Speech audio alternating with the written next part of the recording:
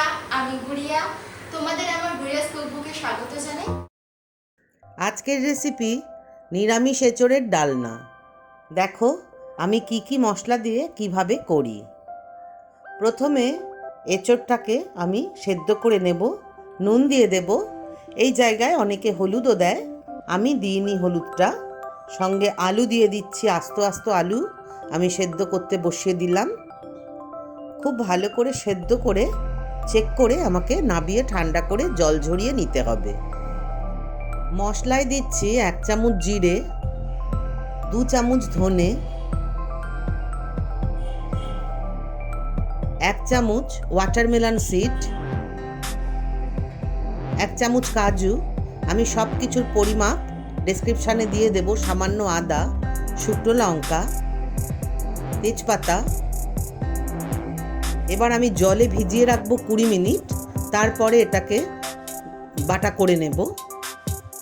আমাদের রেসিপিগুলো ভালো লাগলে লাইক করো, কমেন্ট করে জানিও কেমন লাগলো।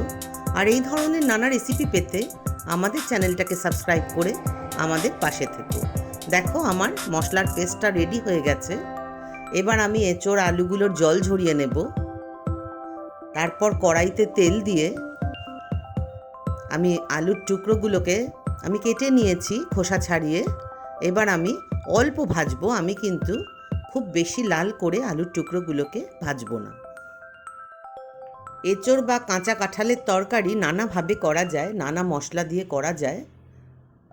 আমি আজকে একরকমভাবে তোমাদের সঙ্গে শেয়ার করছি। আমি আলুগুলো অল্প ভেজে আমি কড়া থেকে তুলে সাইডে সরিয়ে রাখবো। দেখো আমি কিন্তু বেশি কড়া করে ভাজিনি। এবার আমি কড়ায় তেল দিয়ে দেখো আমি জল ঝরিয়ে নিয়েছি এঁচোড়গুলো কিন্তু আমার এমনভাবে সেদ্ধ হয়েছে, গলে যায়নি কিন্তু সেদ্ধ হয়ে গেছে। আমি তেলে ফোড়ন দিলাম জিরে আর তেজপাতা। এবার আমি জল ঝরানো এঁচোড়ের টুকরোগুলো দিয়ে খুব ভালো করে ভাজবো। এঁচোড় সেদ্ধর সময় খেয়াল রাখতে হবে যেন বেশি গলে না যায় বা শক্ত না থাকে, না হলে কিন্তু তরকারির স্বাদ ভালো হবে না। এই এঁচোড় ভাজা করার সময় আমি অল্প হলুদ দিয়ে দিলাম নুন।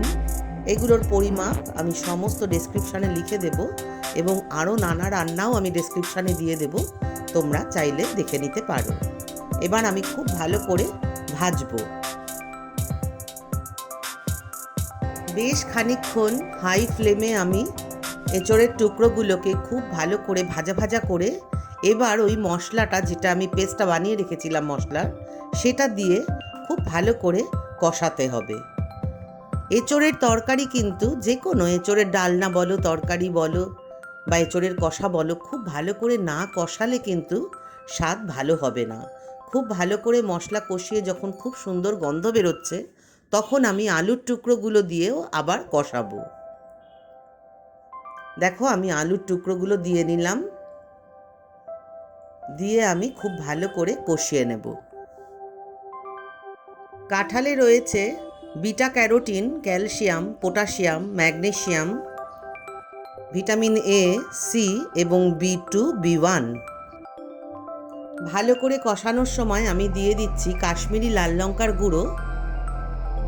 কাশ্মীরি লাল লঙ্কার গুঁড়ো দিলে সুন্দর লঙ্কার একটা সুন্দর গন্ধ হয় আর লাল রঙটাও রান্নাতে আসে। দেখো আমি কাশ্মীরি লাল লঙ্কার গুঁড়ো দেওয়ার পরেও খুব ভালো করে কষিয়ে দিচ্ছি আমি পরিমাণ মতো চিনি। যারা মিষ্টি খাও না রান্নায় তারা চিনি স্কিপ করবে। আর দিয়ে দিলাম পরিমাণ মতো নুন, দিয়ে আমি আবার ভালো করে কষাবো। এই তরকারি কিন্তু খুব ভালো করে কষাতে হবে। কষাতে খুব সুন্দর গন্ধ বেরোবে সমস্ত মশলা এবং সবজি ভাজা হয়ে। এবার আমি গরম মশলার গুঁড়ো দিয়ে দিলাম। এই গরম মশলার গুঁড়ো আমার ঘরে করে নেওয়া, এখানে চাইলে গরম মশলা বাটাও দেওয়া যায়। আমি গরম মশলাটা দিয়েও বেশ ভালো করে কষিয়ে এবার জল দিয়ে দিলাম। আমি গরম জল দিলাম। রান্নায় গরম জল ইউজ করলে কিন্তু রান্নার স্বাদ হবে দ্বিগুণ। এবার আমি জলটা দিয়ে দিয়েছি। যেহেতু এটা এঁচোড়ের ডালনা, আমি একটু ঝোল রাখবো, তাই আমি যথেষ্ট পরিমাণে ঝোল দিয়েছি। প্রায় সমান সমান সবজিগুলো সমান সমান জল দিয়েছি। দেখো এবার আমি ঢাকা দিয়ে দেব, ঢাকা দিয়ে খুব ভালো করে ফোটাবো। আমার কিন্তু আলু এঁচোড় সেদ্ধই আছে, ঝোলটা ভালো করে ফুটে গেলেই কিন্তু আমার হয়ে যাবে তরকারিটা।